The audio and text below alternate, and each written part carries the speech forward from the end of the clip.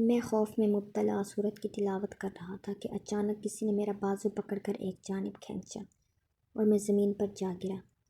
میں نے دیکھا کہ ہمارے گاؤں کا ایک بزرگ خاور جلال پاس کھڑا تھا۔ پھر اس نے مجھے بازو سے پکڑ کر اس راستے سے دور بھگانا شروع کر دیا۔ میں بھی اسی رفتار سے اس کے پیچھے بھاگے جا رہا تھا۔ مسلسل 5 منٹ بھاگنے کے بعد ہم اب ایک مٹی کے ٹیلے کے پاس آ گئے تھے۔ شدید سردی کے باوجود مسلسل بھاگنے کی وجہ سے پورا جسم پسینے سے بھیگ چکا تھا۔ کیونکہ خاور جلال بوڑھا آدمی تھا، اس لیے تھکاوٹ کی وجہ سے اس کا برا حال ہو گیا تھا۔ خیر اس ٹیلے کے پاس ہم رک گئے اور سانس بحال کرنے لگے۔ میرے بیگ میں پانی کی بوتل موجود تھی۔ میں نے تھوڑا پانی پیا اور بزرگ کو بوتل دی تاکہ وہ بھی پانی پی لے۔ کچھ دیر بعد ہم نارمل ہوئے تو بزرگ نے کہا، چلو یہاں سے گاؤں چلتے ہیں۔ میں بھی کھڑا ہو گیا اور ہم چلنے لگے۔ اب رات کے 1 بجے کا وقت ہو چکا تھا۔ راستے میں نے بہت کوشش کی کہ بزرگ سے کچھ پوچھ سکوں کہ آخر وہ عورت یا وہ جو بھی تھی کون تھی، مگر بزرگ نے بس یہی کہا کہ تم خوش قسمت ہو جو بچ گئے ہو، ورنہ آج رات تمہاری آخری رات ثابت ہوتی۔ اس سے آگے وہ کچھ بتانے کو تیار نہ تھے۔ خیر ہم گاؤں آ گئے۔ گھر میں ابو پریشان تھے۔ میں گھر تو آ گیا مگر وہ ایک سنسنی سی میرے جسم میں ابھی تک موجود تھی۔ خوف اور تجسس کا ایک الاؤ دماغ میں بھرا ہوا تھا۔ رات میں کافی ڈھل چکی تھی، اس لیے میں کھانا کھائے بغیر ہی بستر پر لیٹ گیا، مگر رات بھر میں نہ سو سکا۔ زندگی میں پہلی دفعہ ایسا واقعہ میرے ساتھ پیش آنا میرے لیے ایک ناممکن پہیلی بن چکا تھا۔ خیر رات بیت گئی مگر میں نامکمل سی نیند سویا۔ اگلے دن 2 دن بیماری کا بہانہ بنا کر دفتر سے چھٹی لے لی۔ دراصل میرے اندر خوف تو تھا مگر دل و دماغ میں ایک تجسس بھی تھا کہ میں اس رونما ہونے والے واقعہ کی حقیقت جان سکوں، اور میں یہ جان گیا تھا کہ ہو نہ ہو بابا جلال اس بارے میں ضرور جانتا ہے۔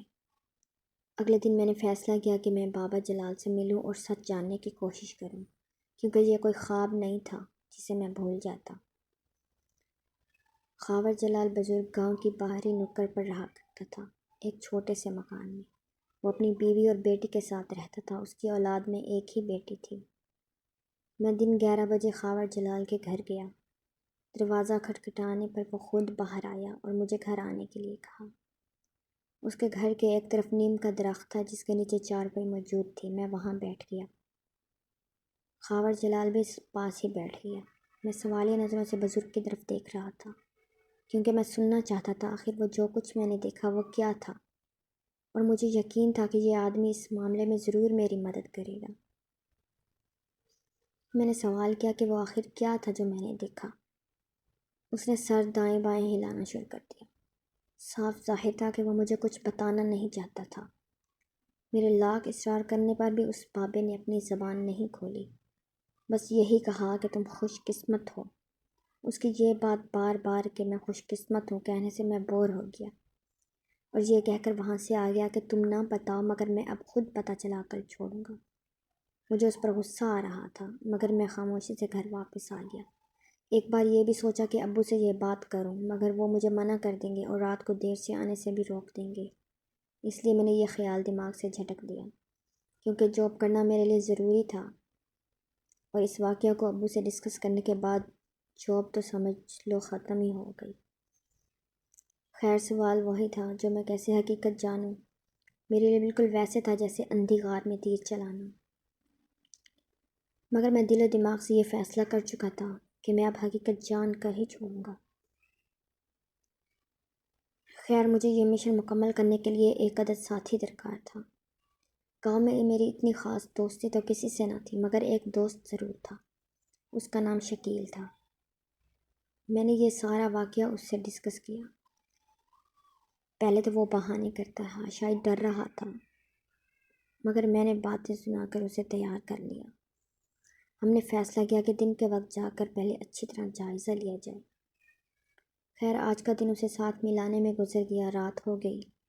اگلے دن وہاں ہم نے جانے کا فیصلہ کیا، مگر اگلے دن شاید قدرت کو کچھ اور ہی منظور تھا، کیونکہ صبح اٹھتے ہی یہ خبر ملی کہ بابا خاور جلال کا انتقال ہو گیا ہے۔ موت تو کسی کو بتا کر نہیں آتی، وقت شاید پورا ہو گیا تھا اس کا۔ میرے دل میں یہ بات ضرور تھی کہ وہ مجھے یہ راز بتائے بغیر ہی اس دنیا سے چلا گیا، اور ایک طرف یہ سوچ بھی تھی کہ کہیں بابے کی موت کے پیچھے اس واقعے کا سلسلہ نہ ہو۔ بہت سی باتیں تھیں جو دماغ میں آ رہی تھی۔ خیر ہم جنازے پر گئے اور آخری بار چہرہ بھی دیکھا۔ غور کرنے پر مجھے ایک بات عجیب لگی کہ چہرہ بہت زیادہ پیلا ہو گیا تھا، اور یہ بات جنازے پر آیا ہر شخص ضرور کہہ رہا تھا، کیونکہ بابا کی موت دل کے دورے سے ہوئی تھی، مگر اتنا زرد رنگ موت سے پہلے کسی کا نہیں دیکھا۔ ایسا لگتا ہے جیسے کسی نے خون کا آخری قطرہ تک نچوڑ لیا ہو۔ خیر ظہر کی نماز کے بعد جنازہ ادا کیا گیا، اس کے بعد بابا کو سپرد خاک کر دیا گیا۔ جنازے کے بعد میں نے فیصلہ کیا کہ شکیل کو ساتھ لے کر اس عمارت کا جائزہ لیا جائے۔ شکیل کرکٹ کھیلنے گیا ہوا تھا گراؤنڈ میں بھی وہاں چلا گیا۔ شکیل کو ساتھ لے کر میں اس عمارت کی طرف چل دیا۔ راستے میں یہ نوٹ کیا کہ شکیل ڈرا ہوا لگ رہا تھا، مگر میں نے اسے باتوں میں لگائے رکھا تاکہ یہ کہیں ڈر کر بھاگ نہ جائے۔ راستے میں اگر پاؤں کے نیچے کوئی تنکا بھی ٹوٹتا تو وہ شکیل کے کان کھڑے ہو جاتے اور وہ گاؤں واپس بھاگنے کا بہانہ بنانے لگ جاتا۔ اس کی وجہ بھی یہ تھی کہ آج سے پہلے باب خاور جیسی موت کسی کی نہیں دیکھی تھی۔ آخر کار ہم لوگ عمارت کے پاس پہنچ گئے۔ 2:30 بج چکے تھے، مگر آج دن ہونے کے باوجود سناٹا چھایا ہوا تھا۔ گیٹ پر پہنچنے پر شکیل صاحب جواب دے گیا کہ وہ اندر بالکل نہیں جائے گا۔ اچھا اندر تو اندر، وہ باہر گیٹ پر ہی اکیلا رہنے کو تیار نہ تھا۔ خیر اسے سمجھا بجھا کر میں نے گیٹ کے باہر کھڑا کر دیا۔ گیٹ کے بڑے حصے کو تالا لگا ہوا تھا، مگر چھوٹا دروازہ جو اسی گیٹ کا حصہ تھا وہ کھلا ہوا تھا۔ شکیل کو حوصلہ دے کر میں خود عمارت میں داخل ہو گیا۔ یہ عمارت اتنی وسیع عریض تو نہیں تھی۔ گیٹ کے ساتھ ایک چھوٹی راہداری تھی اور راہداری کے لاسٹ پر سرکاری عمارتوں کی طرح برآمدہ ٹائپ بنا ہوا تھا، اور پھر عمارت کے کمروں کا آغاز ہو جاتا تھا، جو تعداد میں شاید 5 ہوں گے۔ لیکن میں نے ایک بات ضرور نوٹ کی، وہ تھی کہ ایک تیز قسم کی بو ناک میں چبھ رہی تھی۔ ایسے لگ رہا تھا جیسے کوئی جانور مرا ہوا ہے۔ میں عمارت کی طرف بڑھتا چلا گیا۔ دن کا وقت ضرور تھا، مگر پھر بھی اس راستے کی ویرانی نے ایک دہشت پیدا کر رکھی تھی۔ اب میں برآمدے میں داخل ہو چکا تھا۔ برآمدہ اور عمارت انتہائی خستہ حالت میں تھے۔ برآمدہ زیادہ بڑا نہیں تھا اور اس برآمدے کے ساتھ 2 کمرے بھی منسلک تھے۔ میں کمروں کی طرف بڑھتا گیا۔ ان دونوں کمروں کے دروازے لوہے کی مضبوط چادر سے بنے ہوئے تھے، لیکن وقت کا گہرا اثر صاف دکھائی دے رہا تھا۔ جگہ جگہ زنگ نے دروازوں کو پوشیدہ کر رکھا تھا، مگر دروازوں پر ابھی بھی تالے لٹک رہے تھے۔ میں کمروں کا سرسری جائزہ لینے کے بعد آگے بڑھ گیا۔ ان کمروں کی پشت پر مزید 3 کمروں کی قطار تھی، جو ان کمروں سے کچھ ہٹ کر تعمیر کیے تھے۔ ان کمروں کی ساخت بتا رہی تھی کہ ان کی تعمیر برآمدے والے کمروں سے پہلے کی ہے۔ ان 3 کمروں کے ارد گرد بہت سی جھاڑیاں اور درخت موجود تھے۔ غرض یہ کہ ان کمروں کا منظر پہلے حصے سے زیادہ ہیبت ناک نظر آ رہا تھا۔ میں آگے بڑھ رہا تھا کہ اچانک مجھے پھر سے وہی احساس ہونے لگا جو اس رات کو ہوا تھا، بالکل وہی احساس، جیسے مجھے پھر سے کوئی گھور رہا ہو۔ مگر میں اپنے اندر ڈر کو قابو پا کر آگے بڑھتا گیا۔ اب میں ان 3 کمروں کے فرنٹ پر کھڑا تھا، اور شام کے سائے بھی کافی بڑھ چکے تھے۔ کیونکہ سردی کے دن چھوٹے ہوتے ہیں، اس لیے تجسس سے مجھے یہ بات خیال میں نہ رہی۔ وقت اب 4:30 کا ہو گیا تھا۔ میں اتنا غرق ہو کر جائزہ لے رہا تھا کہ باہر شکیل کا بھی مجھے خیال نہیں رہا۔ وہ تو پہلے ہی کافی ڈرا ہوا تھا۔ خیر میں نے واپسی کا سوچا اور گیٹ کی طرف لوٹنے لگا۔ میں ابھی برآمدے سے آگے ہی بڑھا تھا کہ گیٹ کے آگے کچھ ہلچل محسوس ہوئی۔ میں یہی سوچ رہا تھا کہ باہر سے مجھے شکیل کی انتہائی خوفناک چیخ سنائی دی۔ اس اچانک واقعے سے میں کافی بوکھلا گیا اور بے تحاشا دوڑ لگا دی۔ گیٹ سے جیسے ہی میں باہر آیا، خوف کی ایک اور حد میرے اوپر آ پڑی، کیونکہ باہر شکیل بے ہوش پڑا ہوا تھا، اور وہ سایہ نما چیز شکیل سے چند فٹ دور مخالف سمت میں منہ کر کے کھڑی تھی۔ اس اچانک رد عمل کی وجہ سے میرا بیلنس بھی بگڑ گیا اور گرتے گرتے بچا۔ اب یہ سایہ دن ہونے کی وجہ سے بہت واضح نظر آ رہا تھا۔ اس کے جسم پر سیاہ لباس، وہ بھی تار تار ہوا، اور انتہائی غلیظ بدبو، انگلیوں کے ناخن 2 انچ لمبے اور گردن دھڑ سے کافی باہر نکلی ہوئی۔ لباس کی ایک نکر اس کے سائے کے پیچھے کافی لمبی زمین کے ساتھ لٹک رہی تھی، بس چہرہ مخالف سمت ہونے کی وجہ سے دکھائی نہیں دے رہا تھا۔ ایک بار تو مجھے احساس ہوا کہ اب زندگی ختم، مگر مجھے شکیل کے پیروں میں کچھ ہلچل محسوس ہوئی۔ اس سے مجھے تسلی ملی، کم سے کم شکیل مرا نہیں ہے۔ اور حیرت اس بات کے پیچھے میرا شور ہونے کے باوجود اس سائے نے مڑ کر مجھے نہیں دیکھا اور وہیں کھڑا رہا۔ اس کے جسم سے اٹھنے والی بدبو نے سانس لینا مشکل کر دی تھی۔ پھر اچانک کچھ ایسا ہوا کہ میں حیران ہو گیا۔ وہ سایہ تیزی کے ساتھ دیوار کی دوسری طرف کود گیا اور وہی ہرراہٹ کی آواز، ساتھ ساتھ ہڈیاں چبائے جانے کی آواز سنائی دینے لگی۔ میں نے فوراً خود کو سنبھالا اور شکیل کی طرف بڑھ گیا اور دل میں یہ دعا کر رہا تھا کہ ایسا کچھ نہ ہو کہ ورنہ مشکل میں پھنس جاؤں گا میں۔ آج ادھر سے کسی کا گزر بھی نہیں ہو رہا تھا جو میری مدد کے لیے کوئی آتا۔ خیر، دل بڑا کر کے میں نے شکیل کو سیدھا کیا اور اس سے مجھے تسلی ہوئی کہ شکیل صرف بے ہوش ہوا تھا۔ جیسے تیسے کر کے میں نے اسے ہوش میں لانے کی کوشش کی، کیونکہ اب مغرب کا وقت شروع ہو چکا تھا۔ 5 منٹ کی کوشش کے بعد اسے ہوش میں لانے میں کامیاب ہو گیا۔ شکیل کی حالت ایسی تھی کہ وہ بول نہیں رہا تھا۔ بڑھتے ہوئے اندھیرے کے پیش نظر میں نے اسے سہارا دے کر نکلنے میں ہی عافیت سمجھی، کیونکہ یہ 100% یقین ہو چکا تھا کہ یہاں ٹھہرنا اب اپنی موت کو آواز دینے کے مترادف ہے، کیونکہ وہ سایہ نما مخلوق کبھی بھی واپس آ سکتی تھی۔ ادھر شکیل حوصلہ نہیں پکڑ رہا تھا۔ ڈر اور ہیبت اور رات کی بڑھتی ہوئی چادر نے سنسنی پھیلا رکھی تھی۔ خیر، شکیل کو سہارا دے کر میں نے اس عمارت سے دور ہٹنا شروع کر دیا۔ اب شکیل بھی کچھ سنبھل چکا تھا، مگر وہ منہ سے کچھ نہیں بول رہا تھا۔ ہم عمارت سے اتنے دور آ گئے کہ اب دور سے مکمل عمارت ہمیں نظر آ رہی تھی۔ پھر آہستہ آہستہ ہم چلتے رہے اور دور مٹی کے ایک ٹیلے پر بیٹھ گئے۔ شکیل، تم نے اسے دیکھا؟ میں نے پوچھا۔ شکیل نے ایک جھرجھری لی اور کانوں کو ہاتھ لگا کر اللہ سے پناہ مانگنے لگا۔ پھر بولا، آج تو تم نے مجھے مروا ہی دینا تھا۔ اللہ کی پناہ، میں دوبارہ تیری باتوں میں نہیں آؤں گا، اور نہ ہی تیرے ساتھ پھر کبھی اس عمارت کی طرف آؤں گا، بلکہ اب میں یہ گاؤں چھوڑ کر ہی باہر چلا جاؤں گا کہیں۔ پھر میں نے کہا، اچھا مجھے بتاؤ وہ کیا چیز تھی؟ اس نے کہا، میں تیرا انتظار کر رہا تھا، کافی دیر ہو گئی تھی تمہیں اندر گئے ہوئے، اس لیے میں نے موبائل نکالا اور وہاں گیٹ کے پاس بیٹھ کر گیم کھیلنا شروع کر دی۔ جلد ہی گیم سے بور ہو گیا، پھر سیلفیاں لینے لگ گیا۔ میں عمارت کو اپنی بیک گراؤنڈ میں لا کر سیلفی لینے کی کوشش کر رہا تھا کہ اچانک مجھے عمارت کے اوپر کوئی سایہ سا نظر آیا اور غائب ہو گیا۔ وہم ہوگا سوچ کر میں پھر موبائل میں مصروف ہو گیا۔ ابھی 2 منٹ ہی گزرے ہوں گے کہ مجھے پاس سے ہی ہرراہٹ کی آواز آنے لگی۔ میں ڈر گیا، پھر جیسے ہی میں پیچھے مڑا تو ایک بہت ہی بھیانک شکل میرے سامنے موجود تھی۔ بہت ہی بھیانک تھی۔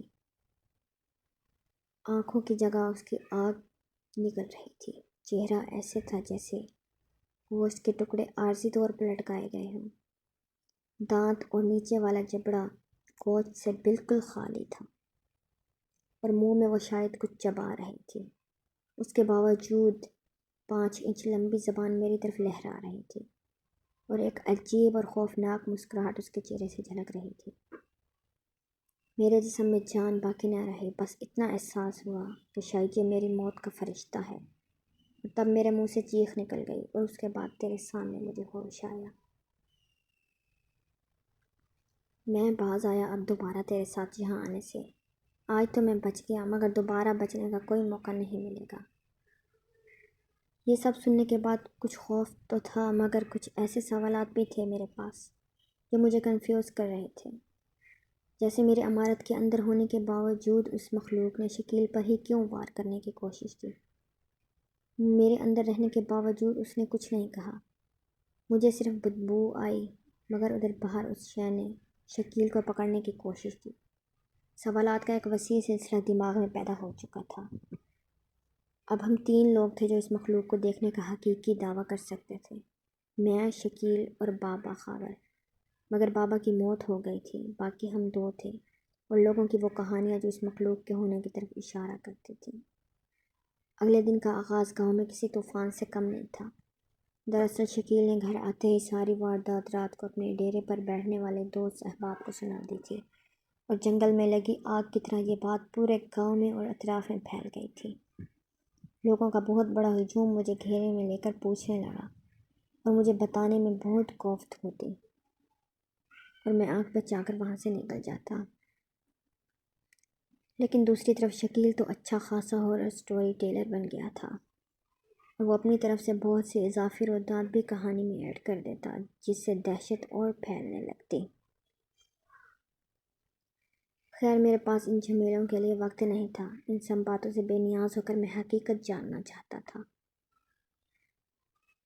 یہی وجہ تھی کہ میں باہر لوگوں میں افواہوں کا حصہ بننے کو تیار نہ تھا۔ چند دن گزر گئے، کوئی ایسا واقعہ رونما نہ ہوا، میں بھی جاب میں مصروف ہو گیا۔ مگر میں نے والد کے اصرار پر میں نے موٹر بائیک لے لی، بلکہ راستہ بھی تبدیل کر لیا۔ مگر یہ بات اور واقعات ابھی تک میرے لیے ناقابل فراموش بنے ہوئے تھے۔ یہ اتوار کا دن تھا، آفس سے چھٹی تھی۔ میں صبح اٹھا، نماز سے ابھی فارغ ہی ہوا تھا کہ ایک قیامت خیز خبر کانوں سے ٹکرائی، اور وہ تھی شکیل کی موت کی خبر۔ یہ کہا جا رہا تھا کہ اسے دل کا دورہ پڑا اور وہ انتقال کر گیا۔ یہ خبر میرے لیے خوف اور ہیبت سے کم نہ تھی، کیونکہ رات 10 بجے تک شکیل میرے پاس بیٹھا ہوا تھا۔ ظاہری طور پر وہ بالکل تندرست لگ رہا تھا اور حشاش بشاش اٹھ کر گیا تھا، اور اب صبح کو اس کی موت کی خبر سن لی۔ میں فوراً اس کے گھر گیا۔ آہ و ماتم کا عالم تھا۔ بیٹے کی موت پر پوری فیملی رو رہی تھی، اور سب رشتہ دار اور دوست بے یقینی سے اس کی لاش پر ماتم کر رہے تھے۔ میری آنکھیں بھی نم تھیں، کیونکہ اس نے رات سونے سے پہلے آخری چند گھنٹے میرے پاس ہی گزارے تھے۔ لاش کو غسل دینے کا وقت آیا۔ یہ دیکھ کر ایک بار پھر مجھے حیرت اور خوف کا جھٹکا لگا کہ اس کے باڈی کا حال بھی وہی بابا خاور جلال کی طرح۔ رنگ زرد پڑ چکا تھا، یہاں تک کہ ہونٹ بھی پیلے ہو چکے تھے۔ یہ دیکھ کر میرے چھٹی حس نے کہیں نہ کہیں خطرے کا اعلان کر دیا۔ دونوں لاشوں کا حال ایک جیسا تھا۔ یہ بات شاید کسی اور نے نوٹ نہ کی تھی، مگر میں اس بات پر اٹکا ہوا تھا۔ خیر یہ دن جنازے اور کفن دفن میں گزر گیا۔ گاؤں میں ہر طرف ایک خوف سا تھا۔ آج وقت سے پہلے ہی لوگ گھروں میں بند ہو گئے تھے، ایسا لگتا تھا رات وقت سے پہلے ہی آ گئی ہو۔ ایک اندیکھا خوف اور سرد ہوا جسموں میں ہیبت پیدا کر رہی تھی۔ رات کی تاریکی شور مچا کر کہہ رہی تھی کہ اب یہاں کچھ برا ہونے والا ہے۔ رات کے پچھلے پہر میری آنکھ کھل گئی۔ اس وقت 1:30 بج رہا تھا۔ آنکھ کھلنے کا سبب کتوں کے رونے کی آوازیں تھیں۔ آج سے پہلے کتے ایسے کبھی نہیں چیخے تھے۔ گاؤں کے سارے کتے شاید ایک جگہ ہی اکٹھے ہو گئے تھے۔ غور کرنے پر میں نے محسوس کیا کہ کتوں کے بھونکنے اور چیخنے کی آوازیں اسی طرف سے آ رہی تھیں جدھر وہ عمارت تھی۔ کتے ایسے بھونک رہے تھے جیسے انہوں نے کوئی بد روح دیکھ لی ہو۔